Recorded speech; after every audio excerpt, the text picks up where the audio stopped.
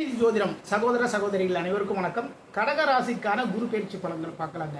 கடகராசிக்கு 6ஆம் இடத்திற்கும் பாக்கியஸ்தானமான 9ஆம் இடத்திற்குமான அதிபதி அவர் குரு பகவான் தான். குரு பகவான் தான் உங்களுக்கு பாக்கியாதிபதியை வர்றார். அந்த பாக்கியாதிபதி கடகத்தில் உச்சம் பெறுகின்றார். இது மிக மிக மிக சிறப்புங்க. இருக்கக்கூடிய ராசிகளிலே கடக ராசிக்காரர்களுக்கு இந்த காலம் மிக மிக பொன்னான அற்புதமான ஒரு காலமாக இது இருக்கின்றது.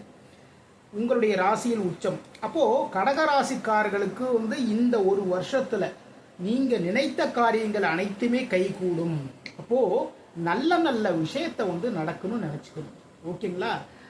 இந்த நேரத்துல குரு பகவானுடைய 5ஆம் பார்வை 5ஆம் இடத்தில் பதிகின்றது. குழந்தை இல்லாதவர்களுக்கு, குழந்தை வரம் வேண்டி தவம் இருப்பவர்களுக்கு குழந்தை வரம் கிடைக்கும். உங்களுடைய பூர்வீக சொத்துக்களின் மூலமாக நல்ல விஷயங்கள் எல்லாமே நடக்கும். குரு பகவானுடைய 7ஆம் பார்வை 7ஆம் இடத்துல பதிகிறதுனால திருமணம் கைகூடும். ரொம்ப நாளா பார்த்துக்கிட்டே இருக்கோம், திருமணம் கைகூடாம தள்ளி போயிட்டே இருக்கு, என்ன பண்றதுன்னு கவலைப்படுறீங்க இல்லையா? இந்த டயத்தில் நீங்க பாருங்க, கடகராசிக்காரர்களுக்கு திருமணம் மிக மிக விரைவில் டக்குன்னு எல்லாமே முடிஞ்சிடும். இப்பதான் பேசணும், அதுக்குள்ள முடிஞ்சது, 2 மாசத்துக்குள்ள மேரேஜ் வச்சுட்டோம். இப்படி ஆனந்தப்படக்கூடிய ஒரு அற்புதமான ஒரு நிலைமை குரு பகவான் உங்களுக்கு அள்ளி தரப்போகின்றார். ஏன்னா பாக்கியாதிபதியே அவர் தானே.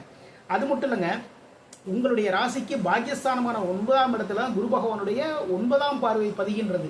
அப்போ நீங்க நினைக்கக்கூடிய வாழ்க்கையில் கிடைக்கக்கூடிய நல்ல நல்ல பாக்கியங்கள் எல்லாமே கிடைக்கும்.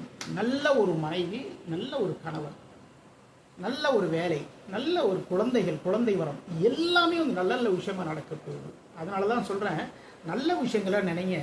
நீங்க நினைக்கிறதை விட மிகப்பெரிய அளவில் மாற்றங்கள் கடகராசிக்காரர்களுக்கு இந்த டயத்தில் சேரப்போகிறது. மீண்டும் அடுத்த பதிவில் சந்திப்போம். நம்முடைய ஸ்ரீநிதி ஜோதிடம் சேனலை லைக் பண்ணுங்க, ஷேர் பண்ணுங்க, சப்ஸ்கிரைப் பண்ணுங்க. நான் உங்கள் ஜோதிடர் KP ராஜா வெங்கடேஷ். வாழ்க வளமுடன், வாழ்க நலமுடன்.